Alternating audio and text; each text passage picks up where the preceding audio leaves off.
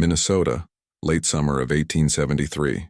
In that region, everyone did the same thing when winter approached. They cut wood, piled it next to the house, and prayed that it would dry in time. That's how they survived there. It always had been. Eliza Novak did the opposite.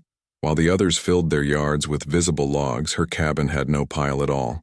No wood in sight, no sign of preparation, just silence and a dirt slope behind the house. She was 21 years old. She lived alone, and the cold spared no one at that latitude. Some said it was ignorance, others said it was stubbornness. A woman alone would not have survived that winter.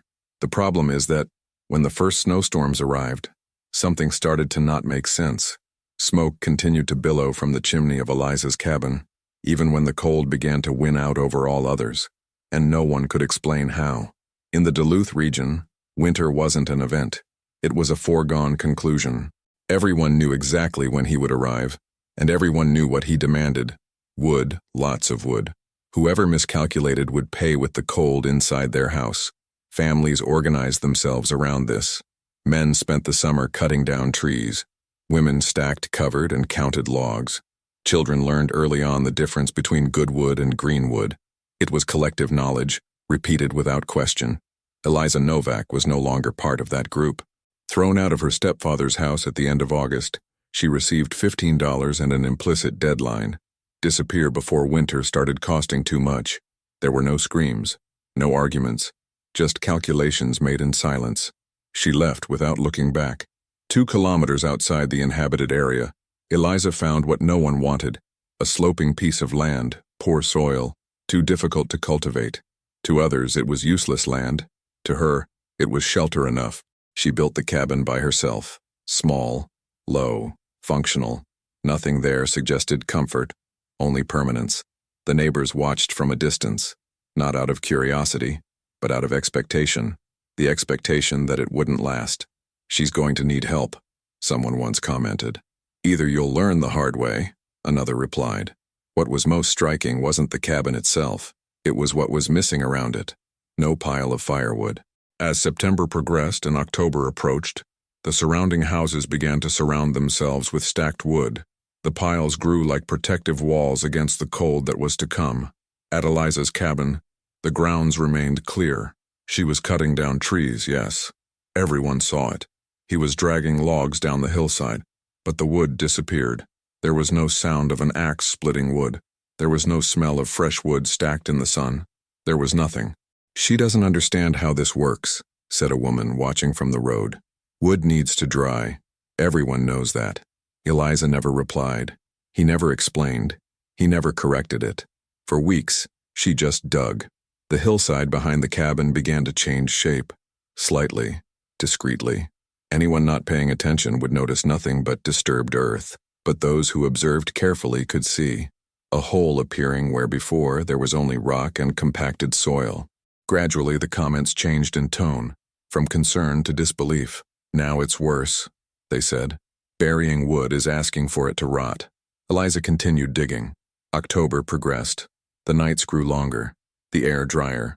The cold began to hint at its arrival. And yet, no pile of firewood next to the cabin. For those who lived there, it was more than just strange. It was dangerous, and winter was getting closer and closer. Eliza Novak began digging in early October, not for planting, not for burying, but to build. The tunnel entrance was at the base of the slope, discreetly facing south, the kind of detail that only mattered to those who had listened, years before, to a Czech man's calm explanation of how the sun's heat could move the air, if you let the terrain do its work for you. She remembered every word her father had said, not with longing, with precision. While families piled wood outdoors, Eliza dug a horizontal tunnel in the cold earth, alone, with a shovel and a pickaxe, removing dozens of kilograms of soil per day, one shoulder at a time. At night, she slept with her hands open, aching, unable to close them. But it didn't stop. The hole grew. First 2 meters, then 5, then 12. A dirt path carved into the hillside without lighting, without explanation. The community watched from afar. Does she think she can hide from the winter by hiding in a hole? This is not normal. This isn't going to end well. In Duluth, nobody talked much, but silence also judges. When the tunnel reached almost 6 meters deep, Eliza began to reinforce it. walls with vertical planks, braced by transverse beams, a ceiling made of thick planks, placed one by one, as if assembling the interior of a sunken ship, everything made with green wood, not the wood that burns, but the one that is kept. The structure was rudimentary, but solid, and after each day's work she would mentally note the measurements, the angles, the spots where the ground still seemed too damp. Correction. Adapted. I adjusted the airflow. At the highest point of the tunnel, she opened a small chimney, vertical, narrow, lined with planks, exactly as the father had described, and then she tested it. He lit a small flame on the ground by the entrance. He placed dry leaves. He blew.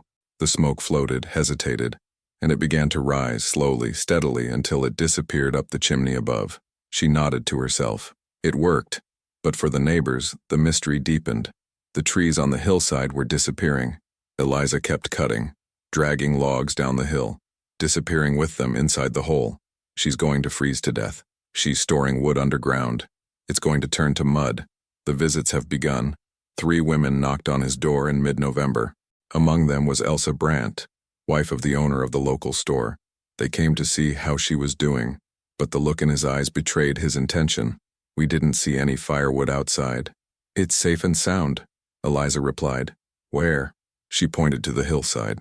The women looked. They saw only earth and stone. Are you digging a hole to store wood? It's a tunnel. Wood doesn't dry in a damp place, girl. That's crazy. Eliza did not respond.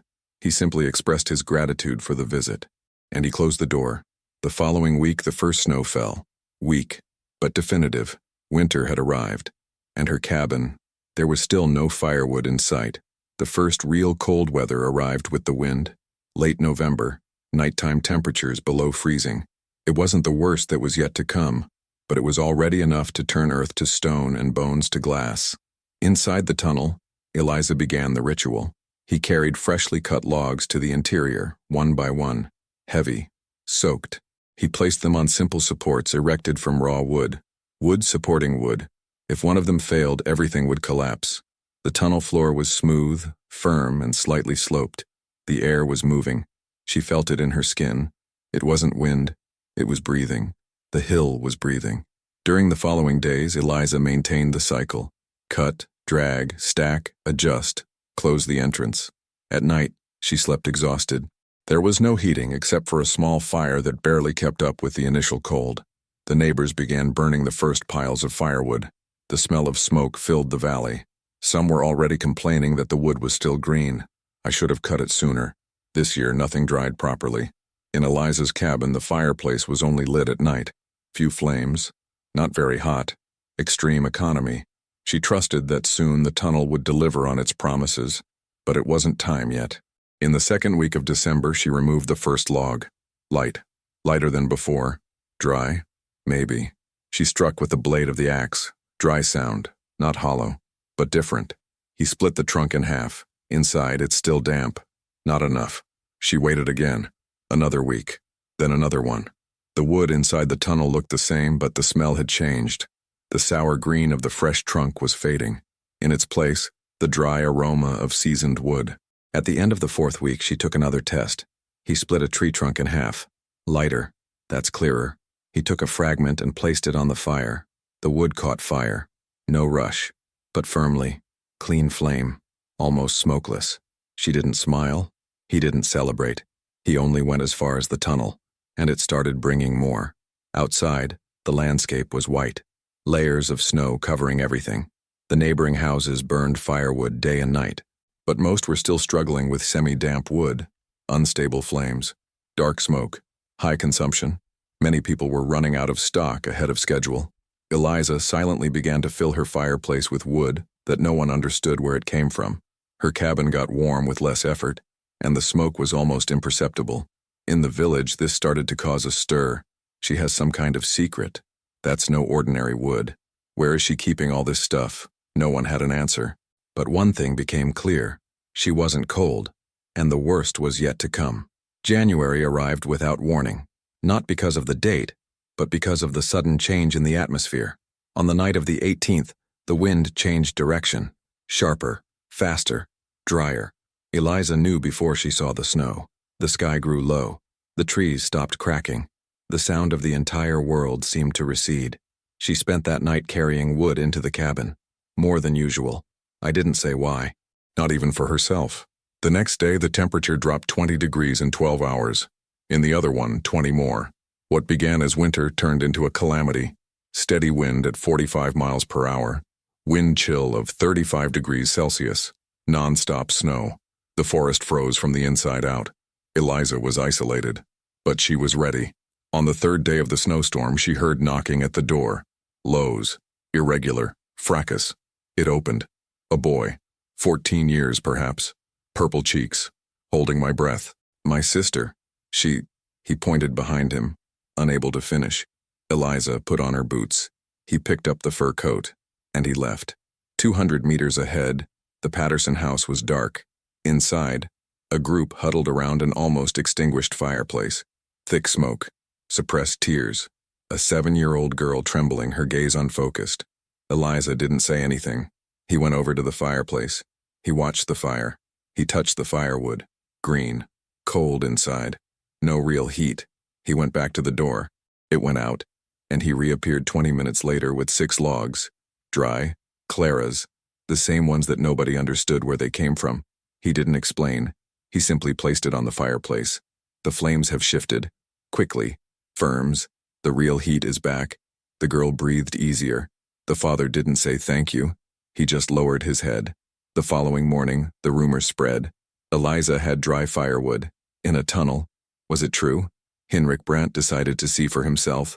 A robust man, owner of the store and the pride of the region, walked 2 miles through the snow to her cabin. He almost fell twice. The cold cut through his beard like a knife. It arrived. It trembled. He asked to come in. Eliza opened the door. The cabin was warm. In truth, he looked at the fire, then put it in the pile next to it. Dry wood. Perfect. No smoke.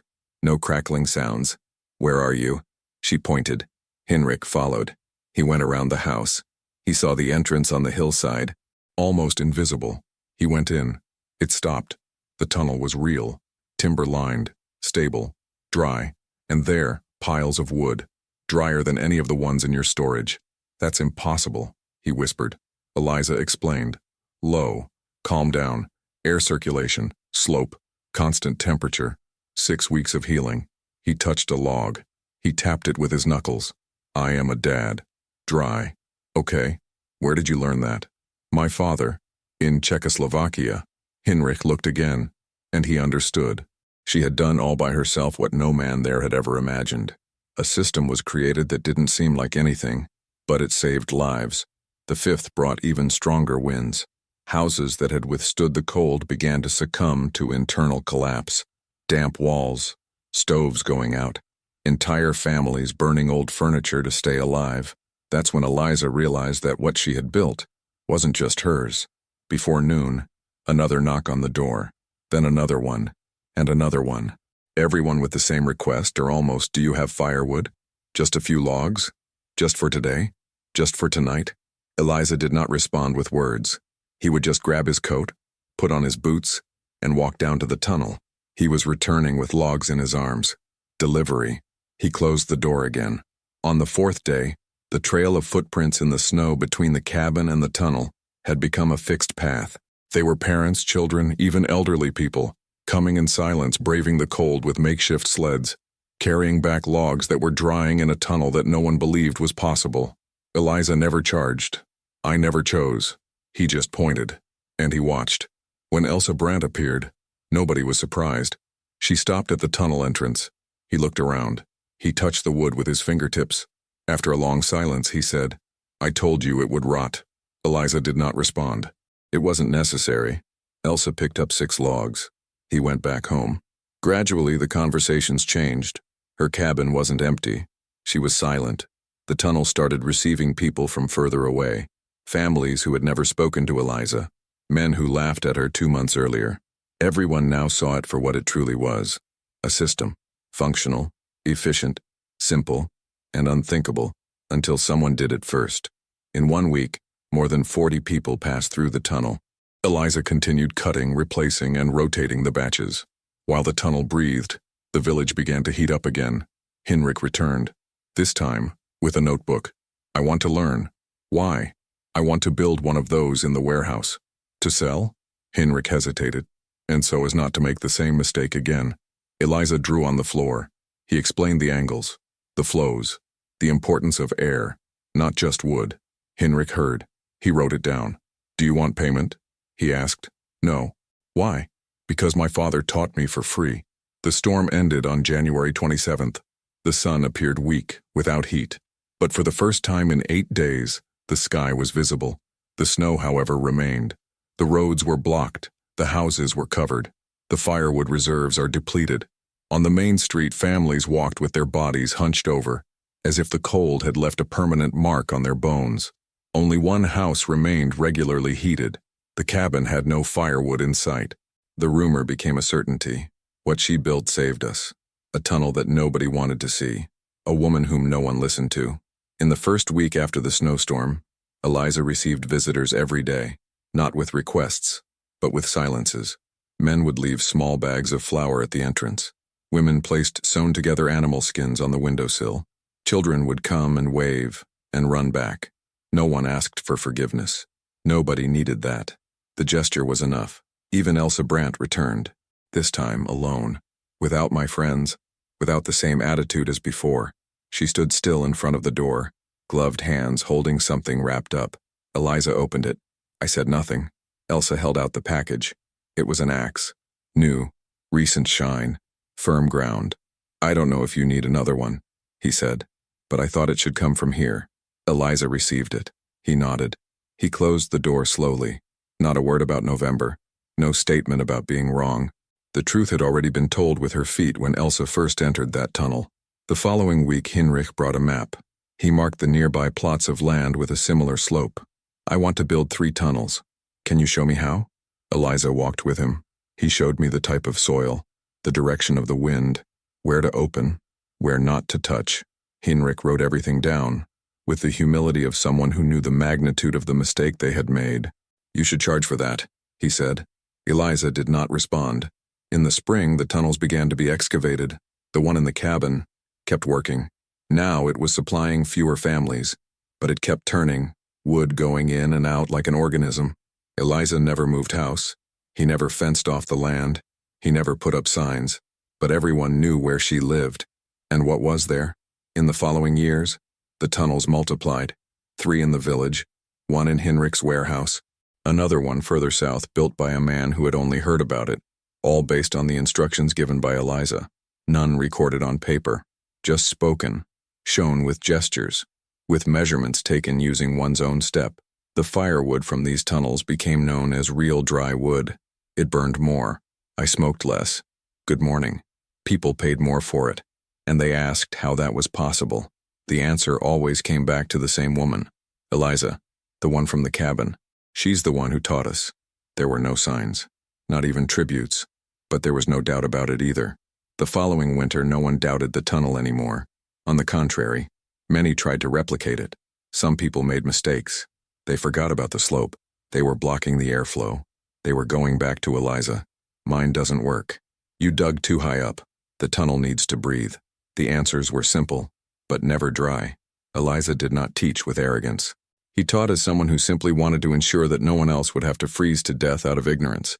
At 24, she got married, with a man who worked with wood, quiet, just like her, who one day crossed the entire forest just to see with his own eyes the woman in the tunnel. He didn't ask, only he remained. Together they expanded the structure. They built 2 more tunnels. They raised a child, teaching in the same way. No speech. You just have to do it. In 1931, Eliza died at the age of 79. The body was laid out in the cabin itself. There wasn't room for everyone. The line stretched all the way to the start of the trail. Some left dry firewood beside the door. Others received a piece of wood with her name carved into it. Nobody spoke loudly. The tunnel still exists. More than 100 years later, it's still there. The roof is firm. The walls are intact. The earth all around, breathing as if in the first winter. When her grandson was asked why he never sold the land, he simply replied, "Because the hill still knows what to do." Sometimes what seems like a mistake is just misplaced knowledge. Sometimes those who seem unprepared are just doing something that nobody else remembers how to do. Eliza didn't beat anyone. He didn't surpass anyone. She just remembered. He remembered what his father had taught him, what the cold demands, from what the earth offers, and he dug where the others piled up. Because in the end, surviving isn't always about making the most noise. Sometimes all it takes is building a tunnel where everyone expects a pile of batteries, and wait in silence, until winter proves who was right.